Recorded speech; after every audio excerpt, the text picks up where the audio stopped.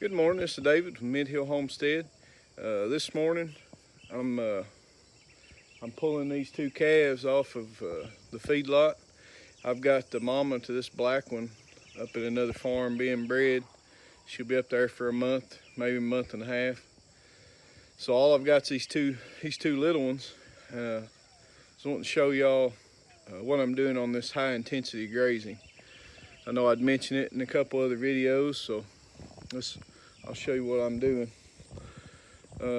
This field right here, you can see I got some temporary fence ran right here. It runs down through here. I've split this field right here into two spots because I've just got these two calves that's eating on this. So this grass is plenty tall enough for them to come in and graze.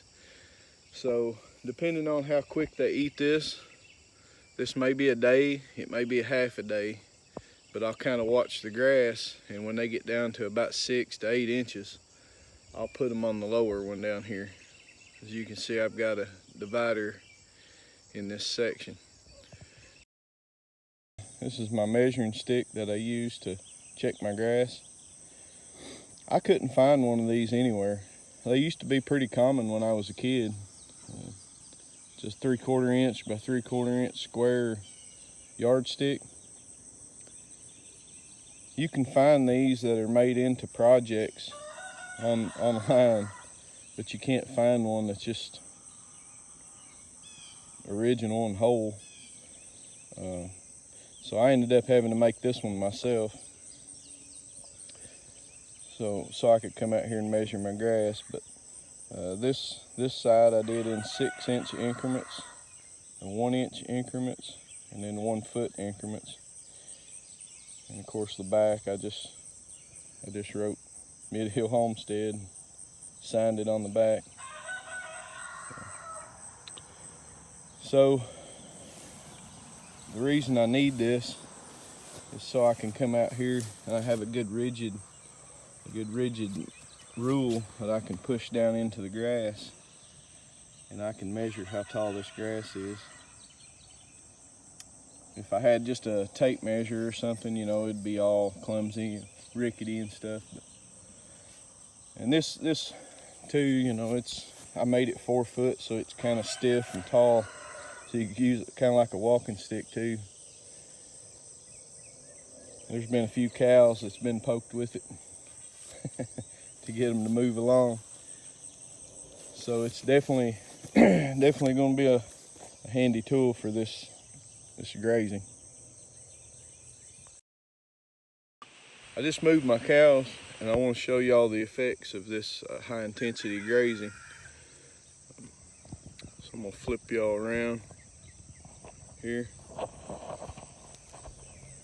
If you look right here, there's a cow patty. You can see where the cows have actually stomped around. That wouldn't happen if they was out in a big, huge field. You can see the hoof traffic on the dirt, the bare dirt. You can see some of this is actually mashed in. And there's only 2 cows in this little spot, and you can see a cow patty probably every 6 feet. So the fertilize is actually intense in this area. But I'm gonna show you. Normally, see right there, I've still got 9 inches of grass right here. Normally, farmers will graze their grass down. Right here, some cows. This must have been a sweet spot right here, but you can see this area right here, the cows actually ate it all the way down to about maybe 1 inch. That's pretty common for traditional cattle farming. You look out in their fields and they've only got 1-2 inches of grass out there at all times. But doing rotational grazing, you've actually got a taller stand of grass. You pull your cows off of them sooner. So what that leaves you with is a well-fertilized tall grass, and the longer the grass, the more sun that plant can take in, the faster it can recover.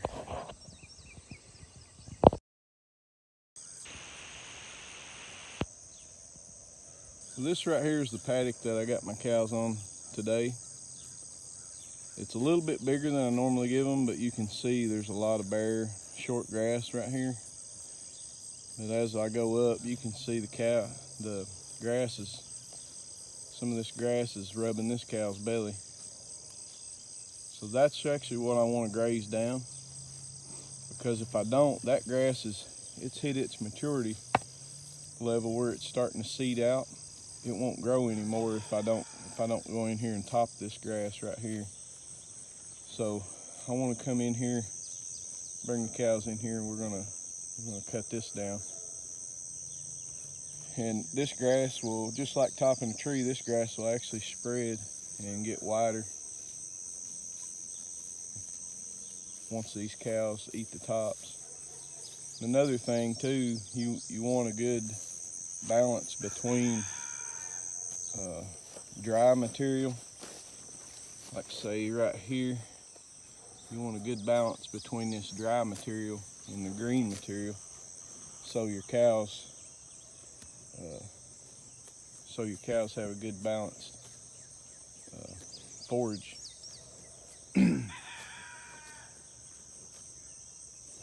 So we get home this evening, we'll plan out another paddock for these cows.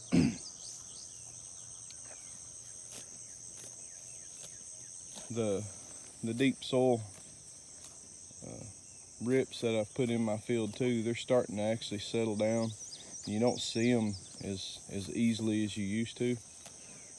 It kind of bucked up real high when I first did it, but you can just barely see them now. But they're still taking in a whole lot of moisture. Every time it rains, they just fill up. So we should start seeing the effects of that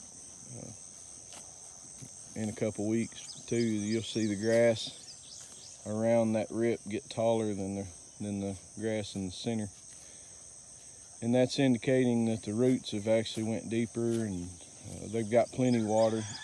They're not drought stricken plants. So it's nice to see grass rubbing the bellies of your cows. All right, it's the next day. I'm getting ready to move my cows again. So I'm gonna show you how they've ate this little spot here down.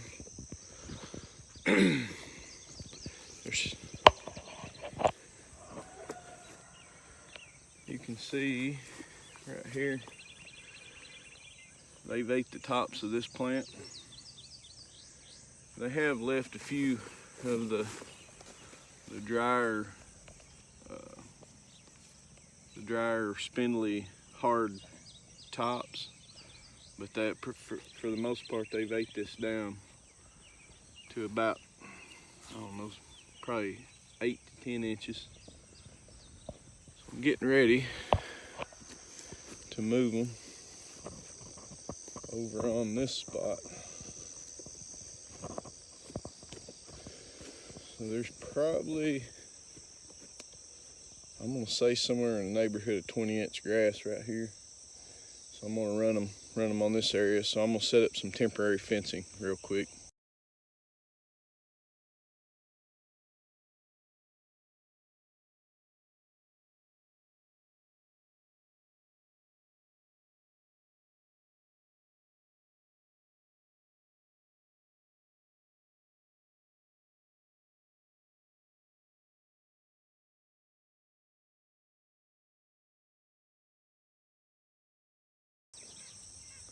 All right, it's time to move the cows over.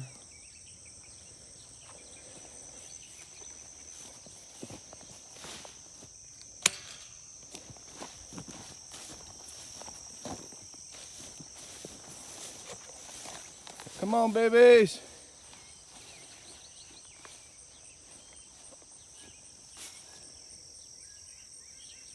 Come on, babies.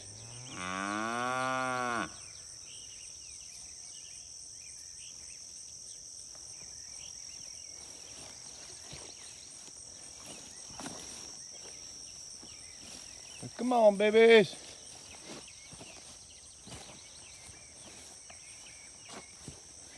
These two calves are still kind of skittish. The big cows would have already ran on in. I may have to get below these guys and kind of push them up that way a little.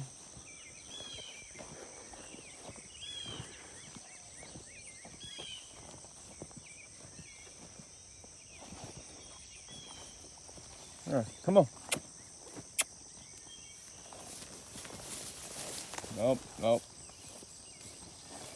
Turn back.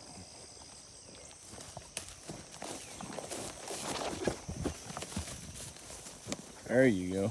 We got one over. This guy want to go with his friend. There we go.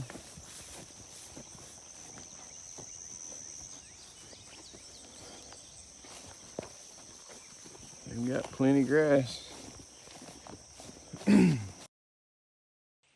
All right, now I gotta get, now that I've got the cows moved, I gotta get their water filled up. So.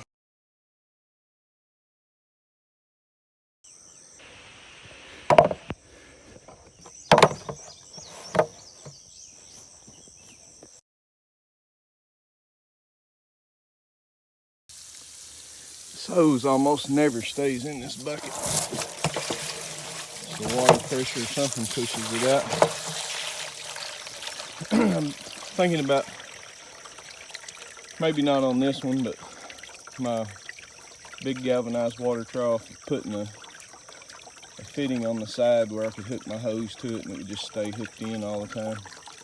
That'd make it a little easier for my wife to give the cows a little bit of water when I'm at work.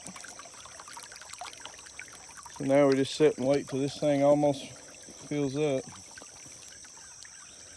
I think the cows are enjoying their new spot.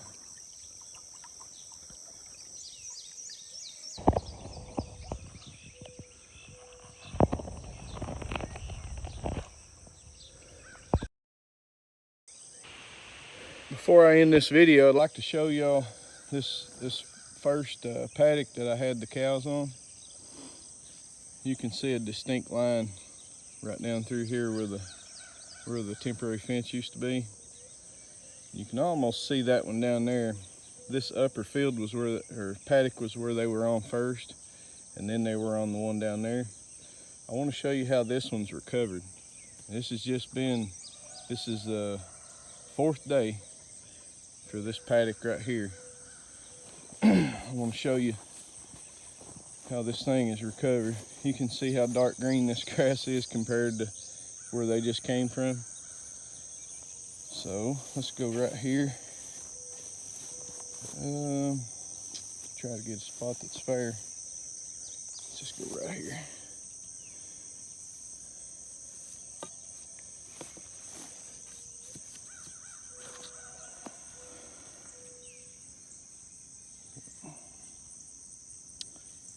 You can see how much grass is.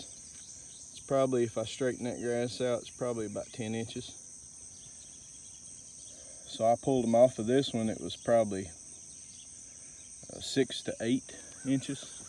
Let's go over here and check another spot. Yeah, see that would easily be 10 inches.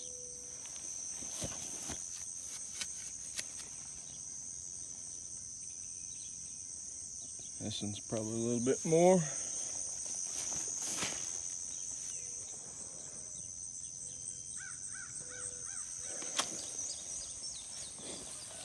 So it shows you, I mean, this hadn't been but 4 days and it's already recovering pretty good.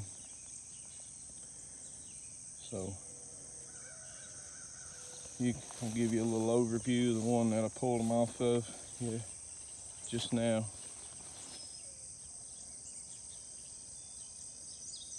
You remember earlier in this video, this grass right here was rubbing the cow's belly. So they've ate this down pretty good. I'm probably still gonna come in here with the tractor and knock down some of these taller weeds and some of the spindly grass. They did a pretty good job. This is David with Mid Hill Homestead. Thank y'all for watching, and we'll see you on the next project.